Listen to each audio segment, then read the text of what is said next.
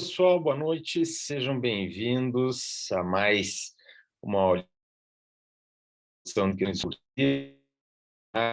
Hoje, rodada 33 do então, bem aberta, bem dissertativa. Nós fizemos a semana passada um caso com muitos detalhes. Hoje, vamos naquele tipo de questão discursiva com bastante amplitude, com muito conteúdo trabalhado numa questão aberta, como era essa da nossa semana. É bom para, né, pessoal, para tudo, né? Alguém comentou aqui na internet, agora que eu vi que eu tô, só um segundinho, acho que vai querer um segundo.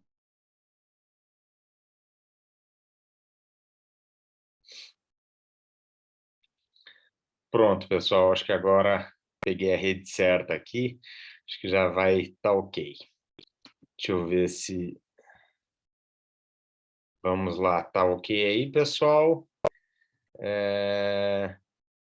O pessoal está chegando aqui. Então tá. Então, boa noite, pessoal, a todos. Vamos iniciando mais uma rodada de resolução de questões discursivas na Imagens, hoje com a rodada número 33 de 2022. Tínhamos uma questão bem aberta para trabalhar de maneira dissertativa, e é bom para a gente fazer todos os tipos, né, de questões discursivas que vemos em segundas etapas, né, e na semana passada nós vimos aquele caso com um enunciado bem longo, com uma resposta bem exata, bem precisa, bem prática, né, a questão, e aqui uma questão teórica, mais acadêmica, mas que também tem um viés jurisprudencial, porque é bastante utilizada nos tribunais. Então, pessoal, vamos em frente aqui, compartilhando o nosso slide, vamos para o nosso enunciado. Deixa eu colocar aqui. Aqui, já vai compartilhar aí com vocês. Aqui. Então, vamos lá, hoje com a rodada 33. A questão que eu selecionei desta rodada é esta aqui, ó. Bem curtinho o enunciado, né? Bem aberto. Teoria do domínio do fato e domínio da vontade. Disserte sobre o tema. E aí lembrei do Poderoso Chefão, né? Eu lembro que eu peguei, nunca tinha visto, eu peguei e vi os três na sequência, né? Para mim até foi caindo. O um é espetacular, o dois é também muito bom, o terceiro eu achei os melhores, mas a história é fenomenal. Então, pessoal, o que que nós tínhamos aqui a trabalhar em relação à teoria do domínio do fato, e, em particular, nessa correlação com o domínio da vontade? Em primeiro lugar, pessoal, sintetizando aqui o que a nossa doutrina aponta, a palavra domínio do fato é atribuída a Hegel, ainda em 1915, que no contexto ali da culpabilidade teria feito menção ao tema. Mas o assunto ganhou grande impulso e a expressão ficou célebre a partir de Hans Welzel. Então, o da esquerda aqui na nossa fotografia e o August Hegler aqui à direita. Então, Welzel, que foi o nome que difundiu a expressão domínio do fato, quando ele associou a ideia de domínio do fato à sua teoria finalista da ação. E aí Welzel vai desenvolver a ideia de que autor não é simplesmente quem mecanicamente acaba causando ali um resultado, como se entendiam, né, nas teorias causais. Veltson, na verdade, vai dizer que autor é quem possui o domínio final do fato e aí ele fala em domínio consciente do fato dirigido a um fim, porque com a teoria finalista da ação, como nós sabemos, Weltzel vai introduzir um conteúdo ali na conduta de natureza subjetiva, né, que consiste exatamente num agir dirigido a um fim, porque a conduta humana não pode ser considerada senão quando é uma conduta voltada a alguma finalidade, porque o homem se caracteriza por agir com alguma finalidade. Então, ele acaba incorporando essa ideia de domínio do fato sob essa ótica e dentro, claro, do seu finalismo, de que o autor é quem tem o domínio consciente do fato dirigido ao fim a que ele se propõe. Por isso que se fala aqui num critério objetivo-subjetivo, a doutrina também fala na teoria do domínio do fato como uma teoria objetivo-subjetiva, porque tem um aspecto causal, mas tem também um aspecto subjetivo, elemento subjetivo consistente nesse domínio final do fato. Exatamente por isso, já com Weltzel, nós não aplicávamos a teoria do domínio do fato para crimes culposos, uma vez que não há nos crimes culposos um agir direcionado a alguma finalidade.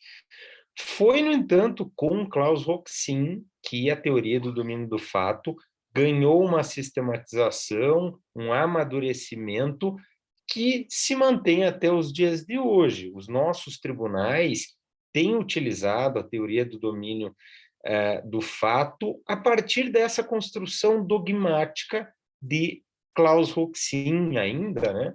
Na década de 60, ele acaba desenvolvendo, mas hoje, né, no Brasil, a gente continua seguindo essa construção dogmática. Então, para Roxin, ele, ao desenvolver a ideia de domínio do fato, ele parte da premissa de que o autor é a figura central do acontecer típico. Por isso que é um conceito de natureza primária, primordial, como figura central do tipo, enquanto que o partícipe tem uma índole secundária, uma figura marginal desse acontecer típico. Ele contribui para o resultado de maneira secundária, de maneira marginal. E é a partir dessa premissa que Roxin vai desenvolver como que se caracteriza essa posição central que é típica do autor, ou seja, quando que há especificamente a presença numa conduta de um determinado agente como uma figura central do acontecer típico. E aí ele vai trabalhar de três formas para dizer que essa posição central se expressa por meio de três formas e três situações. E aí ele fala no domínio do fato, que nos importa aqui, e ele fala também na violação do dever especial e na alimentar, que exige a prática de conduta pelas próprias mãos. Vamos comentar cada uma delas, claro, com ênfase aqui no domínio do fato, que era objeto da nossa questão. Primeiro ponto importante, pessoal, para notarmos é que a teoria do domínio do fato, ela é própria para crimes comuns, comissivos e dolosos, ou seja, crime culposo não tem a ver com domínio do fato, crime omissivo não tem a ver com domínio do fato e crime próprio não tem a ver com domínio do fato na construção de Roxin. Então, ele vai falar nos crimes comissivos, que não sejam próprios, ou seja, não exijam uma qualidade especial do agente e que sejam de natureza dolosa. E aí ele vai dizer que no domínio do fato em particular, essa posição central, que é típica do autor, vai se retratar de três formas também. Então vejam que quando ele fala no autor como figura central do acontecer típico, ele fala que essa posição central do autor se expressa de três formas. Uma das formas é o domínio do fato, depois a violação do dever especial e depois a conduta que precisa ser praticada pelas próprias mãos, os crimes de mão própria.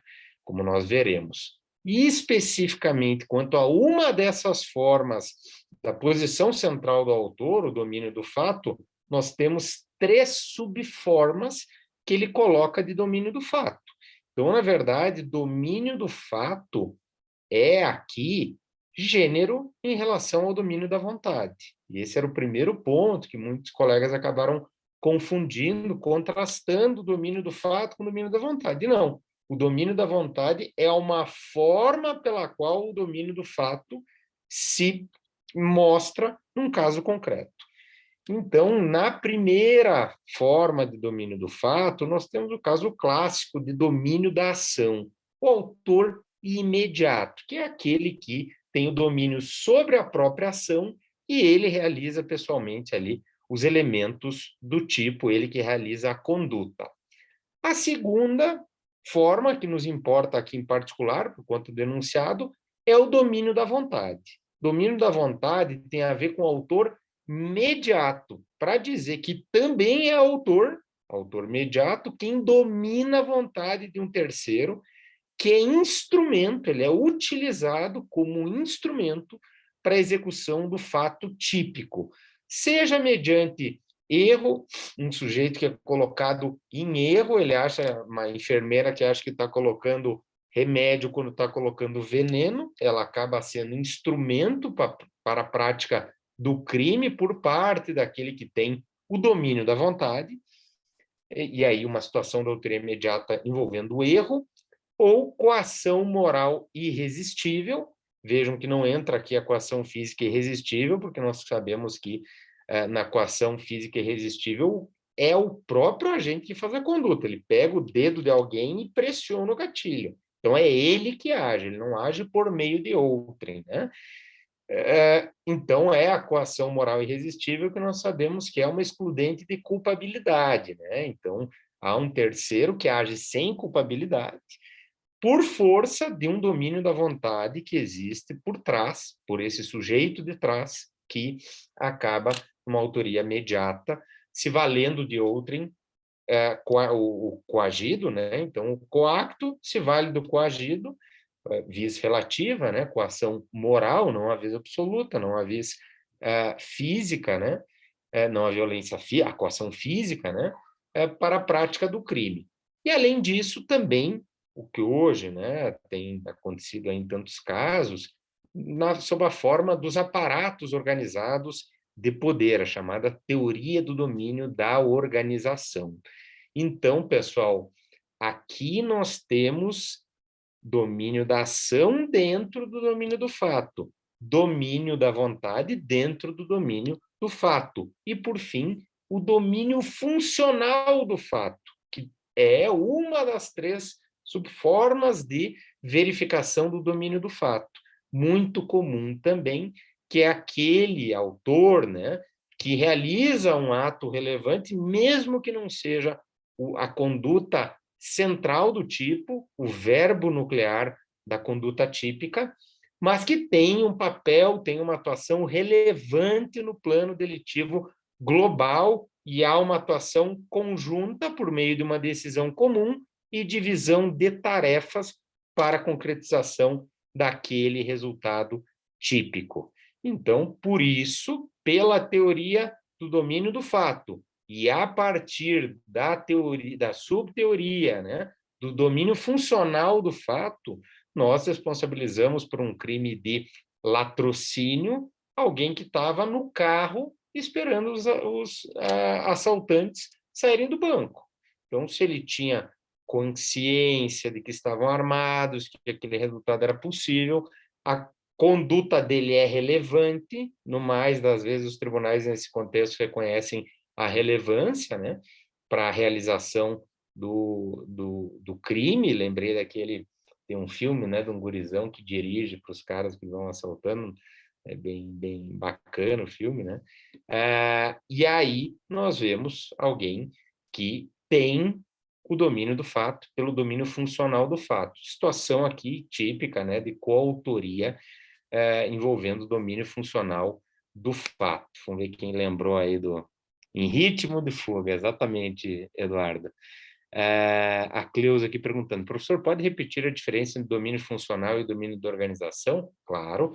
Na verdade, Cleusa, nós vamos ver que o domínio da organização, os aparatos organizados de poder, que eu vou colocar agora, envolve uma situação bem específica. É uma situação em que a gente tem uma organização, que a gente tem agentes que podem ser substituídos um pelo outro, há uma fungibilidade entre os executores materiais que são uma mera roldana dentro de todo um equipamento montado para a prática de delitos. Então, quando a gente fala, né, nos aparatos organizados de poder, nós estamos falando do domínio da vontade que se dá por meio de um domínio de uma organização, que eu vou comentar agora na sequência, mas basicamente o que existe é uma estrutura voltada para a prática de ilícito, e nessa estrutura alguém tem o poder de mando, é o sujeito de trás, e ele age mandando, tanto faz se A, B, C vão executar. Alguém vai executar. Se alguém não for resolver não executar, ele é eliminado, sai ou outro faz no lugar dele. Então, é uma situação mais específica que nós temos. No domínio funcional do fato, em resumo, nós não temos um aparato organizado de poder. Nós temos simplesmente uma divisão de tarefas entre criminosos. Tá? Seguindo aqui, pessoal, sou o Eduardo aqui colocando por nada, Cleusa, a organização no domínio da organização precisa ser necessariamente lícita ou pode ser uma organização originariamente lícita? Tem que ser, para o Roxin, eu vou comentar na sequência, tem que ser ilícita, tá? Ele não admite que uma empresa envolva a aplicação da teoria dos aparatos organizados do poder, porque numa empresa não haveria a fungibilidade entre agentes, é um argumento que se coloca, e o outro, que até eu diria que é principal, diz respeito ao fato de que uma empresa ela é voltada para a prática de atuação lícita. Logo, não poderia ter aquelas características que ele coloca, né, de uma fungibilidade entre executores materiais, todo mundo teria que estar mancomunado para a prática do ilícito. Essa é a construção do Roxin, tá? Que eu acho até questionável, né? Dizer se, por que numa empresa, uma empresa pode ter sido montada, que ele fala na Alemanha, né, pessoal, da década de 60, desde lá, né, digamos, mas se a gente pensar no Brasil, tem empresas que aparentemente são montadas para a prática de atos lícitos, mas ao fim e ao cabo são montadas para a prática de atos ilícitos. E por que não poderíamos invocar? Eu, particularmente, tenho ressalvas aí essa posição do Roxin, mas ela é lembrada pela doutrina, tá? O Adalto colocou aqui uma questão do TRF4 para a gente ver, considerando a teoria do domínio do fato a partir da concepção de Klaus Roxin. O domínio do fato expressa-se pelo domínio da ação, pelo domínio da vontade e pelo domínio funcional do fato, exatamente como falamos, certo? A coautoria e hipótese de domínio funcional do fato tem como requisitos um plano conjunto ou comum para a realização do fato, execução, colaboração, atuação conjunta na fase executiva, assim todos atuam na fase executiva, e contribuição essencial à realização do fato na fase executiva. Perfeito, como nós vimos. No caso do domínio da vontade, para os casos de autoria imediata por domínio da organização, além da fungibilidade dos executores, especialmente dispostos para o cometimento dos crimes, é imprescindível que o delito ocorra em meio a uma organização verticalmente estruturada, dissociada do direito, para o Roxin, sim, sendo assim inaplicável a criminalidade eventual praticada no âmbito corrente das atividades empresariais e dos partidos políticos. Todas verdadeiras, certo também, né? O gabarito eram todas verdadeiras. Exatamente como nós comentamos, né? Inclusive, os termos são os termos bem característicos, né? Da construção do Roxin. Então, né? Essa parte aí de uma empresa ou um partido político, né? Em tese, o partido político, claro, para uma finalidade lícita. Então, daí ele dizer que não poderia ser aplicado, mas eu acho uma restrição muito, sabe, muito teórica, assim, e na prática eu acho que pode desvirtuar, né, uma instituição. Exatamente. O Kaique colocou. É também porque o funcionário está obrigado a seguir a lei para o Roxin. Isso, por isso que eu digo que é no plano em tese, né, Kaique? Em tese, todo mundo, né, seguia pela lei, né, numa empresa, mas a gente sabe que mesmo uma empresa lícita, muitas vezes há um desvirtuamento completo, né? Então deve se resolver na coautoria, assim, na construção dele, né? Eu particularmente, eu acho a restrição que ele fez, né? Quem sabe se ele visse o que acontece, né? O que aconteceu de lá para cá, meus filhos chegando da escola, o que aconteceu e o que acontece, né? No Brasil em particular, quem sabe até ele mudaria de opinião. E para a gente finalizar a ideia de autor como a figura central do acontecer típico para Roxin, para a gente se situar bem, né, nas nossas ideias, nós vimos que o domínio do fato é uma das formas de se manifestar essa figura central do acontecer típico, mas temos ao lado do domínio do fato outras duas. A violação de um dever especial, e aqui ele coloca exatamente nos crimes em que há uma violação de um dever, ou seja, crimes que envolvem, pressupõem o descumprimento de um dever, um crime funcional, logicamente, um funcionário público descumpre um dever funcional, um crime culposo, alguém falta com um dever objetivo de cuidado, e um crime comissivo por omissão, alguém falta com um dever específico de agir, assumindo com isso a posição de garante, artigo 13, parágrafo 2º do Código Penal. Então, para Roxin, aqui também nós temos autor, né, nesses crimes funcionais, culposos e comissivos por omissão ou omissivos impróprios, né, em que nós temos a violação a um dever especial e o autor vai ser exatamente aquele que descumpre esse dever especial passou aqui sem querer, descumpre esse dever especial que caracteriza essa figura central do acontecer típico para Roxin. E, por fim, nos crimes de mão própria, que não se encaixam, né, nem no domínio do fato que nós vimos com os crimes comissivos, os crimes dolosos, né, e comuns, nem nas hipóteses de crimes funcionais, culposos ou comissivos por omissão, sobra aqui os crimes de mão própria, por isso eu lembrei da mãozinha aqui, eu lembro do crime de mão própria, sempre lembro da família Adams aqui, infância, né, em que somente é autor aquele que realiza a conduta por si próprio, né? Então, por exemplo, o crime de falso testemunho.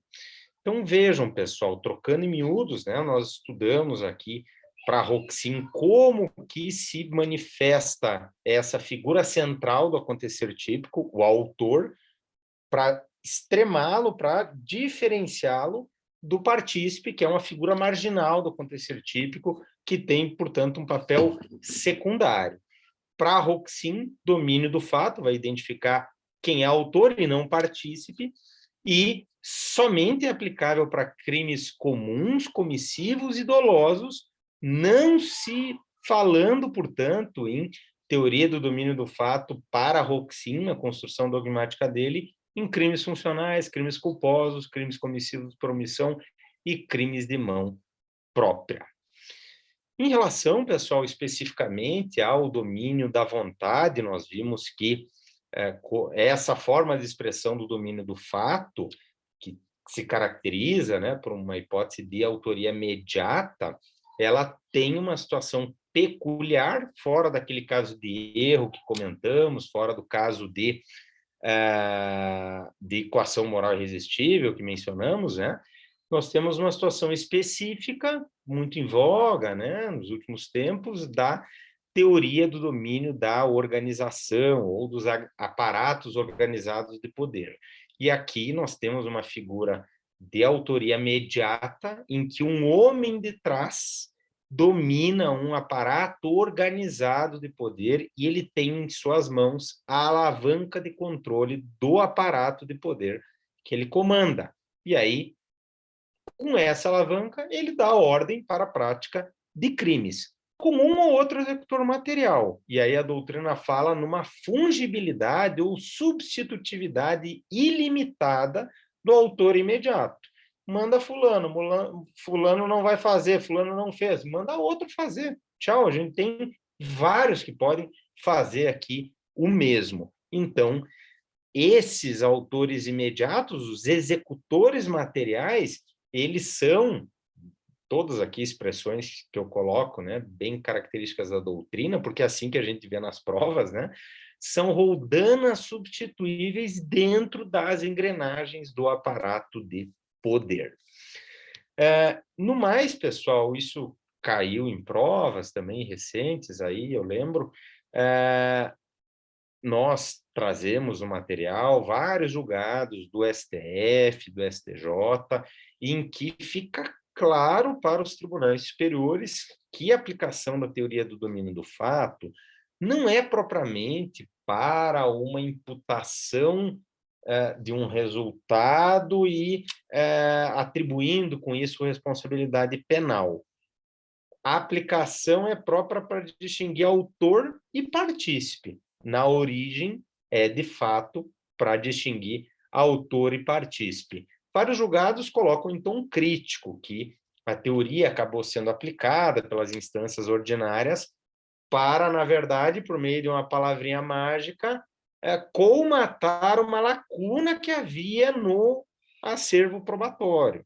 Então, esses exageros, né, que por vezes se tenta pela teoria do domínio do fato, por exemplo, por meio da teoria que se insere, como nós vimos no contexto do domínio do fato, da teoria do domínio da organização, para colocar que presidentes, diretores de companhias acabem sendo acionados, né, criminalmente a partir dessa concepção de que eles teriam essa alavanca de controle de um aparato de poder. Eu, por outro lado, enxergo com um pouco de crítica também esses julgados, na verdade, bem compreendendo o que eu quero dizer. Eu concordo que a teoria do domínio do fato, né, não é algo próprio para, com uma palavra mágica, justificar uma imputação penal quando não há elementos mínimos a dizer que uma pessoa, ela de fato tinha conhecimento e de fato ela exerceu de alguma forma o poder de decisão sobre a conduta típica. Mas em muitos casos a gente não está falando ali propriamente de julgando um partícipe para dizer se ele é autor ou não, a gente quer condenar ou absolver, né? Mas, enfim, acho que tem que ser bem compreendido o que a jurisprudência quer dizer, porque na prática a gente invoca isso aí para também imputar responsabilidade penal.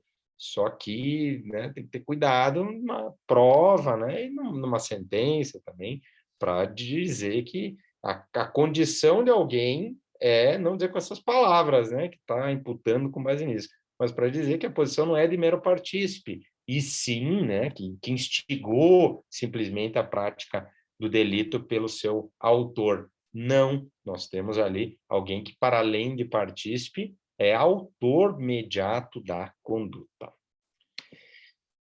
Beleza, pessoal? Então, como sempre, a gente enfatiza aqui com vocês aquelas 4 etapas características da realização de uma prova discursiva, que a gente tem que manejar muito bem. Quem, né, nos acompanha aí semanalmente tem isso aí bem já automatizado, né? Mas eu lembro aqui, as 4 etapas envolvem, primeiro, uma leitura atenta do enunciado, depois o brainstorm, depois a realização do projeto arquitetônico da nossa resposta, do roteiro da nossa resposta, do plano da nossa resposta, do esqueleto da nossa resposta, que é a parte crucial, e depois a execução da resposta, que é passar exatamente para o texto definitivo. Então, para a gente aplicar isso nesse nosso exercício de hoje, que, como nós vimos no começo, é um exercício bem aberto, né? Diferente de outros casos que temos colocado para fazer essa alternância, né? Alguns casos práticos, com solução bem pragmática, específica, e aqui nós temos algo para dissertar. Então, uma leitura aqui do enunciado, absolutamente, era algo de alguns segundos, né? Claro que ler mais uma vez, para daí começar a fazer o brainstorm. E o brainstorm é aquele momento em que nós vamos despejar no papel tudo que vem na nossa cabeça. Então, não é momento de pensar, de escrever frase ou de esquematizar, não. É para soltar palavras. Nosso cérebro vai, dessa forma, ativando, né, o que a gente tem na cachola para que não falte nada. Uma coisa vai lembrando a outra, né, de maneira totalmente misteriosa e automática, né? Então, a gente pensa em domínio do fato e domínio da vontade. O que vem na cabeça?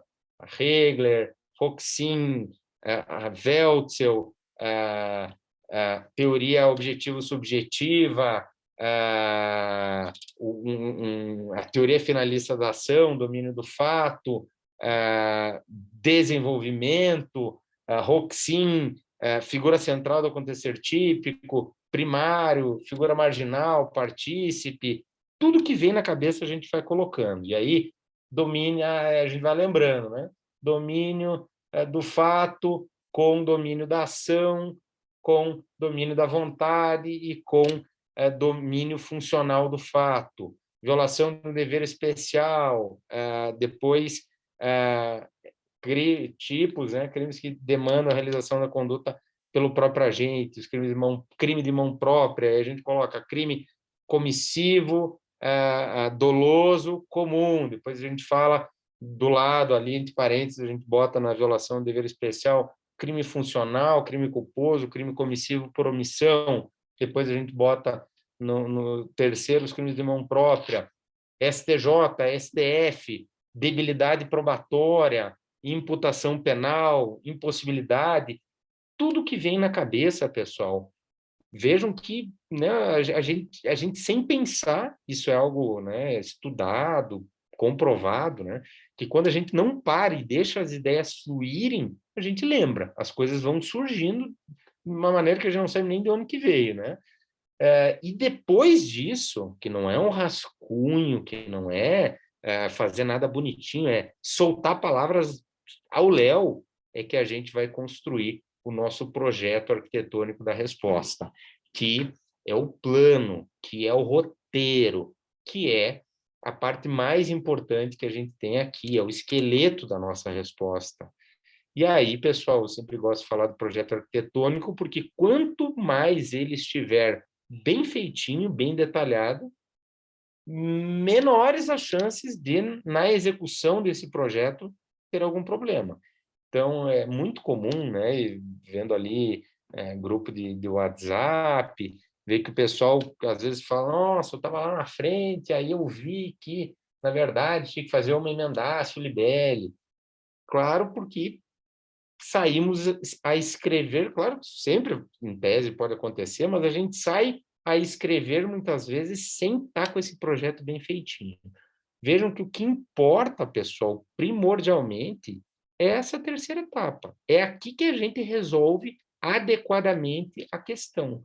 É aqui que a gente coloca de maneira organizada o que a gente vai falar no começo, no meio e no fim, na introdução, no desenvolvimento e na conclusão.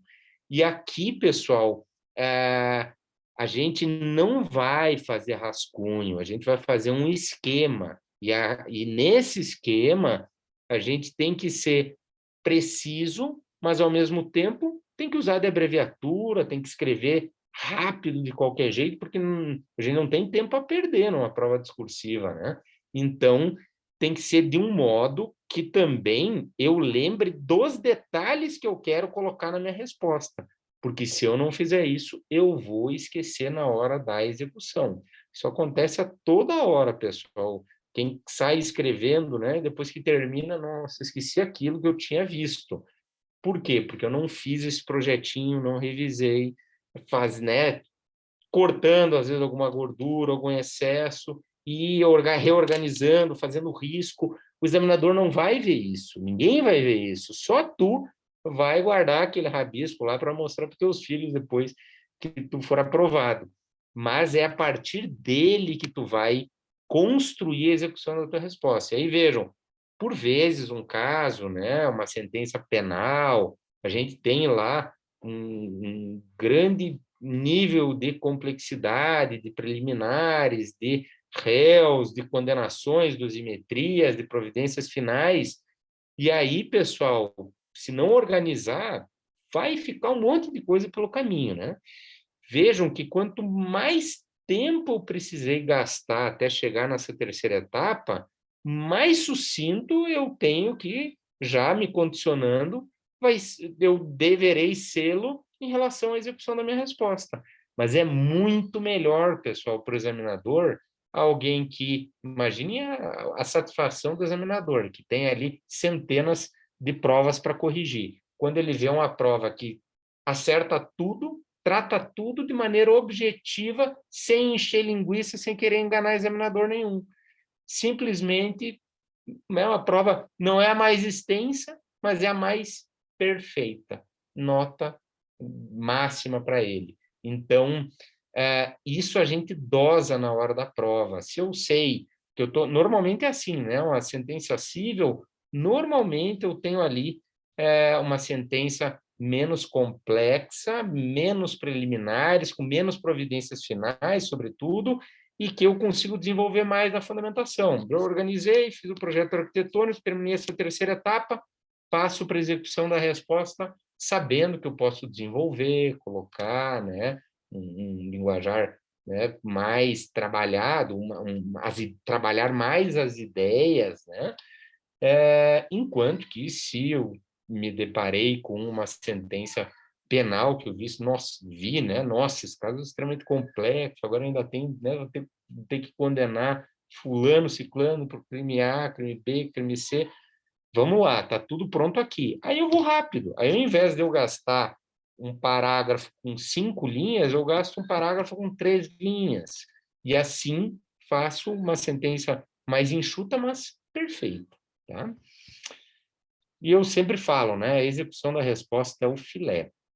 A execução, pessoal, aqui a nossa sorte já está lançada. Eu já defini, já sei o que eu vou colocar. É simplesmente eu passar isso da minha cabeça para o papel. Está tudo organizado na minha cabeça, que eu passei para esse projeto arquitetônico e eu vou desenvolver no papel, com vocabulário adequado, colocando, né, os tópicos tal qual eu defini nesse roteiro da minha resposta e depois é só partir para o abraço, pessoal. A Denise perguntando se vai ficar salva, Denise. O material também vai junto. E só para a gente finalizar, pessoal, como sempre fazemos aqui, compartilhamos os erros mais frequentes para todos aprendermos juntos, depois aí de centenas de respostas aí corrigidas. O que a gente viu de mais frequente de erro no conteúdo jurídico? Alunos que isso aconteceu bastante. O aluno ele viu teoria do domínio do fato e domínio da vontade. Aí o que ele fez? Ele, às vezes, sem lembrar, né? Muitas vezes fazendo sem consulta, e que está ótimo, né? Tem que se colocar no ambiente de prova, né? Ele colocou de um lado a teoria do domínio do fato e contrastou a teoria do domínio da vontade, quando, na verdade, a teoria do domínio da vontade para Roxin é uma subteoria dentro da teoria do domínio do fato. Alunos que não citaram o Roxin, às vezes até dava para ver que tinham conhecimento, mas não referiram ele, né? Alguns ficaram só no Welzel e também tampouco trouxeram a construção de Roxin, outros até trouxeram a construção, mas não citaram ele, importante, claro, aqui citá-lo quando a gente fala em domínio do fato, e alunos que não tangenciaram de algum modo a jurisprudência, que existe na matéria, em particular, o que é reiterado é o que eu coloquei para vocês. Não é para imputar propriamente responsabilidade penal, não é para remediar a falta de provas por meio de uma teoria, uma palavra mágica, atribuir a alguém uma responsabilidade penal, mas sim para distinguir entre autor e partícipe. E na redação jurídica, alguns errinhos aqui de comuns, né? Quanto à teoria do domínio do fato, se estão na dúvida, mudem para o masculino. Quanto ao domínio do fato, se chama o ao, tem crase. Então, quanto à teoria, é muito comum colocar em sem crase, tem crase. Há toda evidência, pessoal, não vai crase. Não confundam. A evidência, os autos, vírgula, a evidência, vírgula, demonstram a materialidade e a autoria delitivas. Vai crase. Toda evidência não vai crase, porque a gente tem, na verdade, ali só a preposição, não tem um a preposicionado, né? Não tem um artigo preposicionado, a gente só tem a preposição, não tem o artigo mais a preposição, que é o que chama, né? O símbolo da crase. Há mais de 2 décadas, vejam, há no sentido de tempo passado, há mais de 2 décadas, sempre com H e acento, né? Conquanto está ainda longe de ser pacificado, conquanto a gente usa, conquanto ainda esteja, conquanto esteja ainda longe de ser pacificado o seu uso. Ok, pessoal? Então, com isso, encerramos mais uma rodada semanal aqui de questões discursivas no EMAGE. Semana que vem estaremos de novo com mais uma questãozinha para trabalharmos e aprendermos aí por meio da prática. Eu sei que alguns colegas aí têm aula à noite aí na nossa pós aqui, outros têm amanhã de manhã, né? No TF3, TF4, ótima aula aí para todos vocês. Excelente final de semana, fique com Deus e um grande abraço. Tchau, tchau.